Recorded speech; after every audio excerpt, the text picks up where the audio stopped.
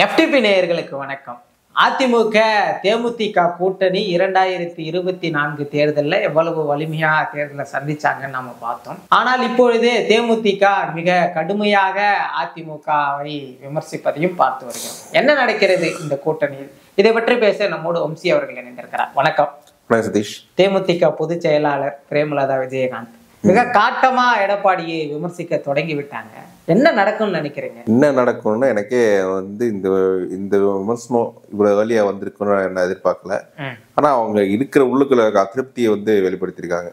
முதுகுலுக்கு குத்தி விட்டார் என்ற அந்த ஒரு பாயிண்ட் அவங்க ராஜ்யசபா விஷயத்துல அவரை ஹேண்டில் பண்ணது தான் அவர் தெரிய சொல்றாங்க. அவர் அப்புறமா கொடுத்துக்கலாம் இல்ல பேசிக்கலாம் அப்படின்ற மாதிரி நெகோசியேட் பண்ணாரு. மூஞ்சில் அடிச்ச மாதிரி அதெல்லாம் ஒண்ணு சொல்லுங்க அப்படின்ற மாதிரி அவர் பேசுனது அந்த கேட்ரஸ் எல்லாருக்கும் பெரிய அதிருப்தியா இருக்கும். அதுக்கு தான் அவங்க இன்றளவும் ஸ்ட்ராங்கா ரெஸ்பாண்ட் பண்ணிட்டு இருக்காங்க. இந்த பிரச்சனை எதனால என்ன முந்தா நேத்து மூப்பனார் அவருடைய நினைவு நாள் விழா, அந்த விழாவுக்கு எல்கே சுதீஷ் போயிருந்தாரு. எல்கே சுதீஷ் எடப்பாடி அங்க வந்திருக்காருன்னு இன்ஃபர்மேஷன் வந்ததா இல்லையான்னு தெரியல. எல்கே சுதீஷ் கலந்துகிட்டாரு. அவர் மூப்பனார் மீதுல ஒரு மரியாதையில கலந்துகிட்டாரு. அவர் கலந்துட்டு ஒரே ஸ்டேஜ்ல இருந்தோடனே ப்ரொஜெக்ஷன் என்டிஏல இவங்க போவாங்க அப்படின்ற ப்ரொஜெக்ஷன் வந்துருச்சு. அதுக்கு தான் அடுத்த நாள் இந்த ரியாக்ஷன் வந்திருக்கு. கொஞ்சம் காட்டமான ரியாக்ஷனு. எடப்பாடி கூட்டத்துக்கே ஆட்கள் நீங்க பணம் கொடுத்தா கூட்டிட்டு வரீங்க அப்படின்ற மாதிரி அவங்க அந்த அளவுக்கு காட்டமான ரியாக்ஷன் கொடுத்துருக்காங்க. காரணம் அவங்களுக்கு எடப்பாடி அவங்களை ஹேண்டில் பண்ண விதம் தான். பிளஸ் வேற சில நியூவான்சஸும் அவங்க உள்ள இருக்கு. அது என்னன்னா, இப்போ அவங்க எடப்பாடி தேமுதிக பாமக இம்பார்ட்டன்ஸ் கொடுக்குறாரு. காரணம் நம்ம நிறைய பேசுன மாதிரி அவர் சேலத்தை ஜெயிக்கிறது பாமக வேணும். அதனால பாமக முக்கியம் அப்படின்னு நினைக்கிறாரு. இவர் பாமக இருக்கிற அணியில ஃபர்ஸ்ட் ஆஃப் ஆல் தேமுதிக வளர்ச்சியே பாமக எதிர்ப்பு ஓட்டுக்கு ஒரு கேட்டலிஸ்டான தேமுதிக வளர்ச்சியே இருந்தது. அதனால விஜயகாந்த் முதல் தேர்தல் விருதாச்சலத்தை ஜெயிக்கிறாரு. மதுரைக்கார் விருதாச்சலத்தை ஜெயிக்கிறாருன்னா அப்போ எந்த மாதிரி சூழல வெற்றி பெறாருன்னு நம்ம புரிஞ்சுக்கணும். அப்படிப்பட்டது தேமுதிக பாமக அலையன்ஸ் ஃபர்ஸ்ட் இருக்கிறது எம்பாரஸ்மெண்ட். அதுவும் இப்போ இந்த 10% எல்லாம் இவங்க பாமக 10% டிமாண்ட்ல வைப்பாங்க. இந்த டிமாண்ட் மத்தியில் அவங்க இருக்கிறது அந்த ஃபர்தர் எம்பாரஸ்மெண்ட். அதனால இப்போ அவங்க கொஞ்சம் ஸ்ட்ராங்கா அடிச்சாடுவாங்க. ஏன்னா இதுக்கு முன்னாடி 2019 பாமக அணியில் இருந்திருக்காங்க. அப்ப என்னன்னா, அப்போ திமுக சைடு ஆஃபர்லாம் அப்போ நம்ம பார்த்து துரைமுருகன் ரொம்ப நக்கலா இவங்க ரெண்டு சைடும் பேசிட்டு இருந்தது இதெல்லாம் நக்கல் பேசினாரு. அப்போ என்ன திமுக சைடு கொஞ்சம் இந்த டோரை க்ளோஸ் பண்ணதால இவர் வழி இல்லாம இங்க வந்தாங்க. இப்போ திமுக சைட்ல கொஞ்சம் ஆஃபர் இருக்குன்றதால இவங்க ஸ்ட்ராங்கா பிளஸ் அவங்க இப்பவே பேசுறதால என்னமோ அந்த அலையன்ஸ் கன்ஃபார்ம் ஆயிடுச்சுன்ற மாதிரி தோணுது. இதை இப்படியும் வச்சுக்கலாம் இல்லையா? நம்ம விரைவில் அதிமுகவோடு இணங்கி போகக்கூடாது. ஒரு எதிர்ப்பலையை காமிச்சோம்னா அது ஒரு பார்கெயின் ஸ்ட்ராட்டஜியா உருவாகும். இதை வச்சு அதிக சீட்டுகள் வாங்குறதுக்கு பயன்படும். அப்படியும் நம்ம பார்க்கலாம் இருக்கலாம். இப்போ பாமக உட்கட்சி பிரச்சனை போயிட்டு இருக்கும்போது எடப்பாடிக்கு வட மாவட்டத்துல வேற ஒரு ஃபோல்ஸ் சப்போர்ட் வேணும். அதுக்கு தேமுதிக வேணும்னு நினைக்கிறேன். அதனாலதான் தேமுதிக விட்டக்கூடாதுனாலதான் ராஜ்யசபா கொடுக்குறேன்ற அந்த கமிட்மெண்ட்டே 26 ராஜ்யசபா ரிட்டர்ன் கமிட்மெண்ட்டே கொடுக்குறாரு அவரு. ஆனா இப்ப பாமக ஆனாலும் உள்ளுக்குள்ள பாமக இப்படி சேர்த்துக்கலாம். ஒரு பாமக சேர்த்துட்டா மறுபடியும் தேமுதிக உதாசீனப்படுத்துறாரு. அதுதான் அங்க பிரச்சனை. பாமக அங்க உள்ள போகுது, அப்போ எங்களுக்கு மரியாதை இருக்காதுன்ற அந்த ஒரு அங்கதான் அவங்க பேசுறாங்க. அதனாலதான் பார்கெனிங் ஸ்ட்ராட்டஜியை பொறுத்தவரை அவங்க நினைக்கலாம், நாளைக்கு நம்ம பாமக நம்ம நம்பிதான் நிக்கணும், அப்ப நம்ம ஹெவியா டிமாண்ட் பண்ணலாம். பாமக அது வட மாவட்டத்துல ஒரு சப்போர்ட் வேணும்ன்றதெல்லாம் எங்கிட்ட வரீங்க. அப்பனா நான் இப்ப பாமக தான் அந்த டிமாண்ட் இருக்காது. அப்போ ஒரு டிமாண்ட் நான் ஹெவியா பார்கெயின் பண்ணிக்கிறேன்ற அந்த ஒரு ஆங்கிள் தான் அவங்க பேசுறாங்க. தேமுதிகக்கு ரெண்டு பக்கமும் வாய்ப்பு உள்ளதா சொன்னீங்க. ஏன் அதிமுக கூட்டணியை நம்பணும்? நம்ம தேசிய ஜனநாயக கூட்டணியில அங்கம் வச்சா என்ன அப்படின்ற ஒரு பார்வை வருமா? இப்போ இது தேசிய ஜனநாயக கூட்டணி அதிமுக தலைமையிலான கூட்டணி தான். எடப்பாடி தான் சீட் எல்லாம் கொடுக்கணும். பிஜேபி இப்ப நம்ம தினகரன் பன்னீர் விஷயத்துல ஹேண்டில் பண்ணதே பார்த்தாங்க. இவங்களுக்கும் எந்த அளவுக்கு சீட் வாங்கி கொடுப்பாங்கன்றது கேரண்டி இல்லை.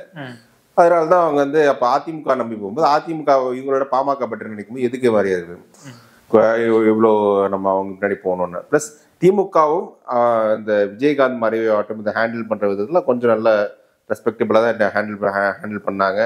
அவங்க என்ன விஜயகாந்துக்கு ஒரு நல்ல ஒரு அவங்க கொடுக்க வேண்டிய மரியாதை எல்லாமே அரசாங்கம் தரப்பு கொடுக்கப்பட்டது. இவங்களும் அப்போ அந்த ஃபேமிலியோட கொஞ்சம் பிரச்சனை இருக்கிறதால மெயினா வின்னிங் அலைன்ஸ் இப்போ தொடர்ந்து 4 தேர்தலில் வெற்றி பெற்றிருக்க அணியெல்லாம் பேச நம்ம சேர்ந்து நம்மளோட வெற்றியை பதிவு பண்ண பெற்று அதிமுகவில் வந்து சீட்டை வாங்கணும், சீட்டை வாங்கி ஓட்டை கன்வெர்ட் பண்ணணும், இதெல்லாம் பெரிய ப்ராசஸ். எந்த அளவுக்கு கை கொடுக்குமோ அவங்களுக்கு தெரியல. திமுகவில் வந்து அவங்க கம்ஃபர்டபுளாக இருக்கிறதால இப்ப திமுகவும் தேமுதிக வேணும் அப்படின்னு நினைக்கிறாங்க. குறிப்பா 2024 தேர்தலுக்கு முன்பாக தேமுதிகவின் வளர்ச்சியானது ஒரு சில இடங்கள்ல வந்து தட்டுப்பட்டு இருந்ததை நம்ம பார்த்தோம். ஆனா 24 தேர்தலுக்கு முன்பாக பெரிய ஒரு ஃபோர்ஸா வளர்ந்துருக்காங்கன்னு பாக்குறீங்களா? நிச்சயமா அது ஒரு நல்ல கேள்வி.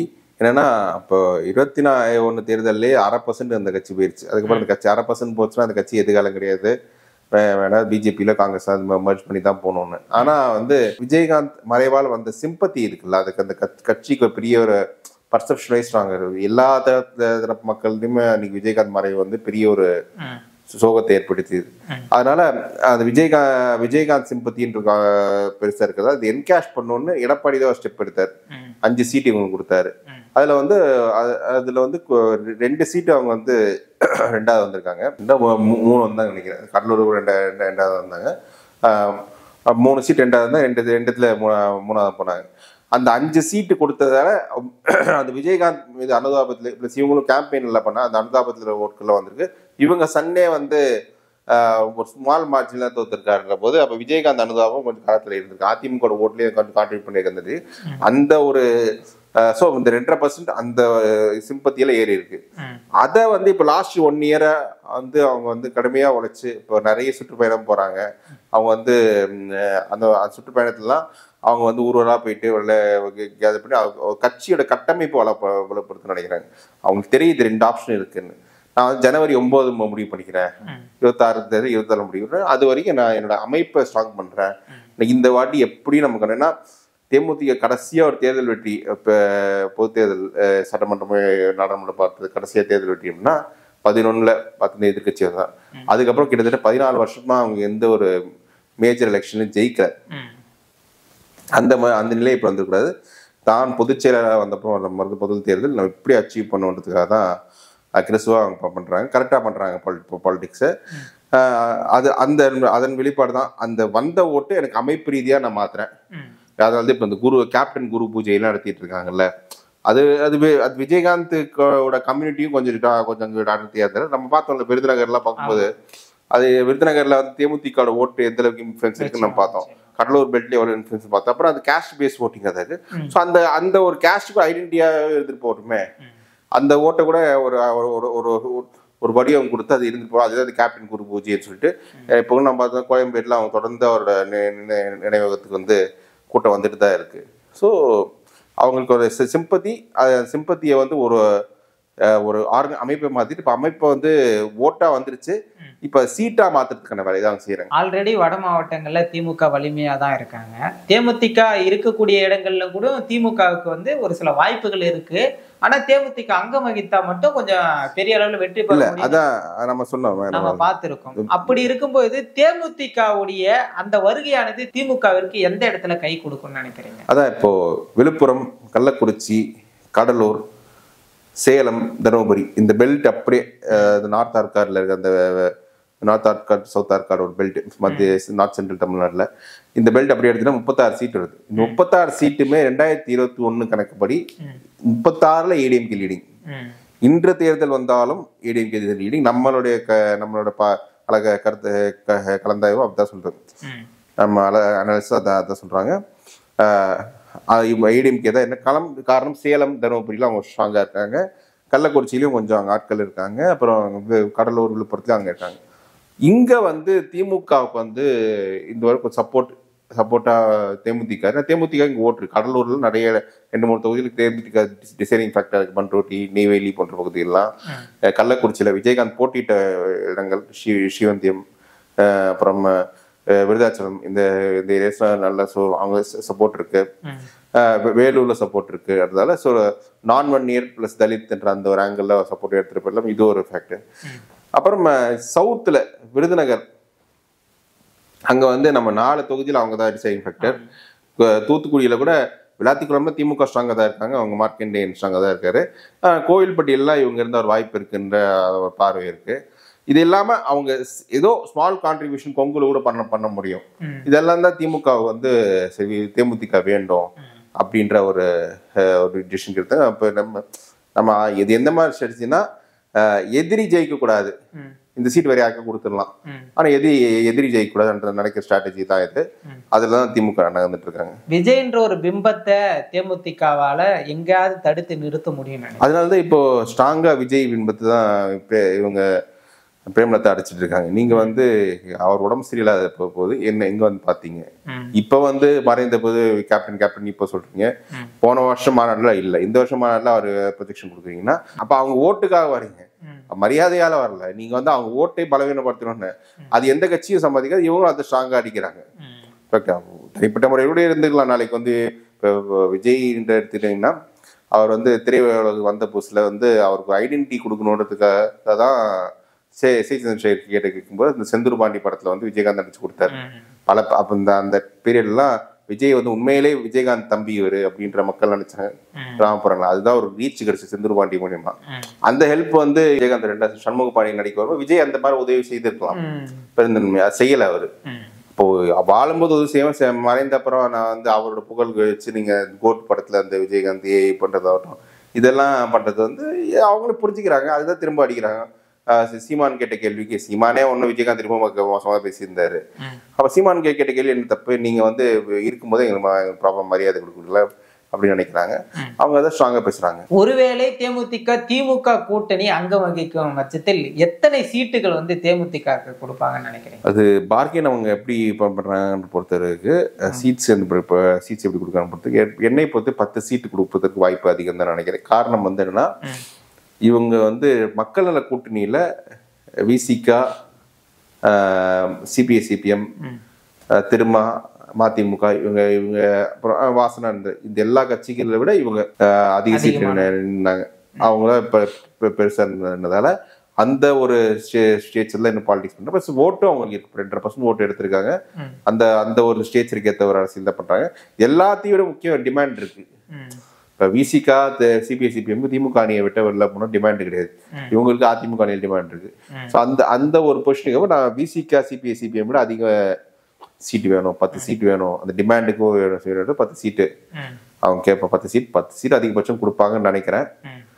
அதுவும் நீங்க வந்து நான் சொன்னேன், இப்ப நான் லிஸ்ட் பண்ணல 36 தொகுதிகள், அங்க விருதுநகர்ல ஒரு 7, இங்க 2, அது உங்க 5-6 சீட்டு. ஸோ இதே 41 சீட் வரும்போது அதுல வந்து ஒரு ஷேர் அவங்க கேட்கதான் செய்வாங்க. ஒருவேளை இப்படி நீங்க சொல்லும்போது மக்கள் நல கூட்டணியில அதிகபட்சமான சீட்டுகள் வச்சிருந்த உண்மைதான். ஏற்கனவே திமுக கூட்டணியில அங்கம் வகிக்கிற கட்சிகள் இதை எப்படி ஏத்துப்பாங்க? அவங்களுக்கு வேற என்ன ஆப்ஷன் இருக்கு? மதிமுக சொல்றீங்க, மதிமுகவுக்கு அந்த விஜயகாந்த் வருது. பட் மதிமுக இன்னைக்கு எந்த பொசிஷன்ல இருக்கு? மதிமுக பலவீனமா இருக்கு. ஸ்டாலினும் வந்து அவங்க திமுக மதிமுகவை நடத்தும் விதங்களை பார்த்தால் அவங்க வந்து நீங்க வெளில போறனா போய்க்கோங்கன்ற மாதிரி. நீங்க மதிமுகவுக்கு இந்தியால ஆஃபர் இருக்கு, திரைவைக்கு வந்து அங்க எம்ஓஎஸ் கிடைக்குமான்ற இயக்கம் இருக்கு. மோடி எம்ஓஎஸ் கொடுக்க மாட்டாரு, ஆனா அந்த அணியில ஆஃபர் இருக்குன்ற ஒரு இது இருக்கு, கருத்து இருக்கும்போது அவங்களுக்கும் திமுக அணி தான் ஃபர்ஸ்ட் சாய்ஸ். ஏன்னா திமுக வின்னிங் அலையன்ஸ். அதே சமயம் அவங்க கட்சியை தக்க வைக்கணுன்ற எண்ணமும் இருக்கு. திமுகவுக்கு வந்து அவங்க பெருசா ஓட்டு இல்லை. நம்மள விருதுநகர் பக்கம் பார்க்கும்போது இதெல்லாம் ஒரு காலத்துல மதிமுக ஓட்டு தான் இருந்தது. ஆனா அந்த இப்போ வந்து தேமுதிக ஷிஃப்ட் ஆனப்போ மதிமுக தேமுதிக தான் பெரிய சக்தின்னு அவங்க நினைக்கிறாங்க. மதிமுகவுக்கு வந்து இப்போ எனக்கு தெரிஞ்சு ஒரு சீட்டுக்கு ஒரு எம்பிக்கு 3 எம்எல்ஏ என்ற ஃபேமிலியால 3 எம்எல்ஏ கொடுக்கலாம். ஸோ தனிச்சின்னத்துல அந்த இது வாங்குவாங்களா அப்படின்னு தேர்தல் இருக்கிறதுல தெரியும். அதிமுக பாஜக மதிமுகவுக்கு ஒரு ஆஃபர் இருக்கு. விசிகாவை தாண்டி பெரிய இம்பாக்ட் தேமுதிக ஏற்படுத்தும் நினைக்கிறீங்களா? அவங்க நினைக்கிறீங்க தேமுதிகால இம்பாக்ட் ஏற்படுத்த முடியும். ஏன்னா பிரேமலதாவும் கேம்பெயினும் கரெக்டா பண்றாங்க. பிரேமலதாவும் அதுக்காக உழைச்சிட்டு இருக்காங்க களத்துல.